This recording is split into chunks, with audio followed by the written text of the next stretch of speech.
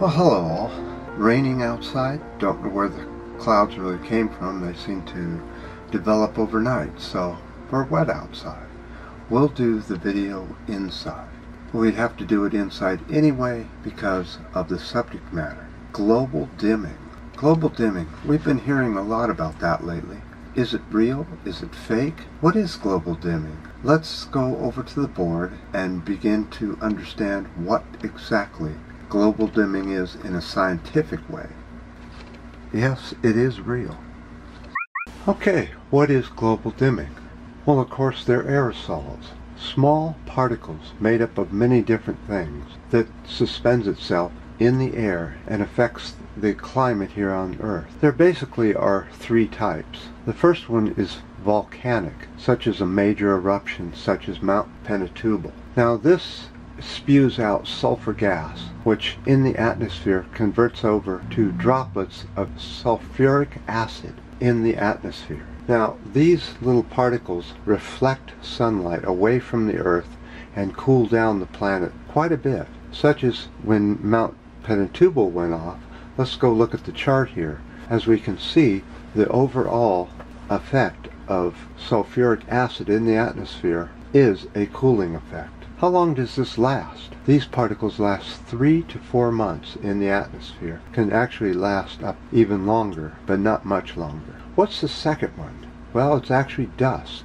Dust creates a lot of global dimming. The majority of the dust comes from Africa, from the deserts. It blows over the Atlantic and encircles the entire globe. Now, that's determined by how much wind there is blowing over the deserts. And there's not a damn thing we can do about it, and it's been in effect on and off for as long as the planet has been around. So dust isn't from deserts is a natural thing and sort of is a neutral. Human-made aerosols. There are three types. The first type is smoke from burning wood, mostly forest and keeping warm at night in our fireplaces. Smoke tends to trap heat in the lower atmosphere while absorbing sunlight, causing it to dim down a little bit. But smoke is actually a warming factor when we're talking about global dimming. What about sulfates from burning coal and oil? These concentrations are highest in the northern hemisphere. So sulfates reflect sunlight. They don't necessarily dim the sun itself, but they do reflect sunlight, causing less heat to get to the surface of the ground. They believe that these sulfates that are being burned, that are from coal and oil, are equal or about the same as Mount Pinatubo's effect on the planet. In other words, it does cool the planet about the same as Mount Pinatubo. These sulfate aerosols, they last only 3 to 5 days. So if you were to stop all burning of coal and oil, these sulfates would fall down to the ground and wouldn't really have any effect on global dimming.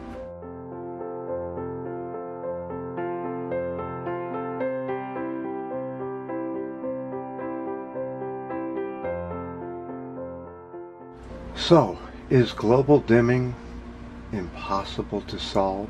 You'll have to look at the newest environmental impact report, the Orange Man here in the U.S.'s administration.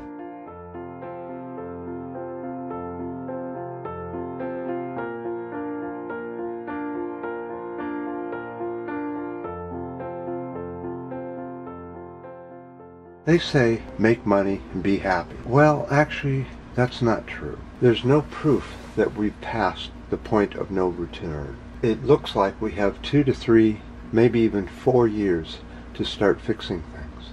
What can we do? As I've said many times, there's so much that can be done. First of all these aerosols aren't in the air that long. 2 to 3 months, 2 to 3 years. If we were to plant forests everywhere where croplands are now and put the croplands in the city in greenhouses, advanced greenhouses, they pump out fresh fruits and vegetables year-round without any pesticides or herbicides. We turn the farmland into forests and native vegetation, and by the time that vegetation starts drinking up the CO2, you see, it's slow enough to where the reduction of the aerosols will happen, and we will not probably have any real problem with global dimming, really. Global dimming seems to be the thing that people grab onto. Both the doomers and the deniers grab onto this to make excuses of why not to do anything. Let's just ignore it all and keep partying. I've got one more board to show you how bad this could be, ignoring all this and not doing something about it and coming up with excuses such as global dimming. Let me show you what, if there's anything to be done about global dimming, we can do about it. Hopefully that made sense. This is what I like to pretend, that there's a giant wall right here. Great big cement, concrete, reinforced steel wall right here. There's a street right here with a gigantic bus on it. Swirling, it's headed for the wall. This is called Earth. So the Earth bus is flying towards this wall. Now, looking at it from a straight down view, it's like this wall. Now, we're here. We're headed this direction. Now, let's say that global dimming is an issue and we have to figure out what it is. What we do is, instead of changing and going to the road here, continuing on, and then we'll start to go back if we do everything right. If we don't, we'll just slowly hit the wall. But let's say that global dimming is an issue. All as you do to fix this is, instead of fixing things here, we fix things here, and we drive like this instead of like this. Of course, the main fix is population control. The second fix is stop burning fossil fuels.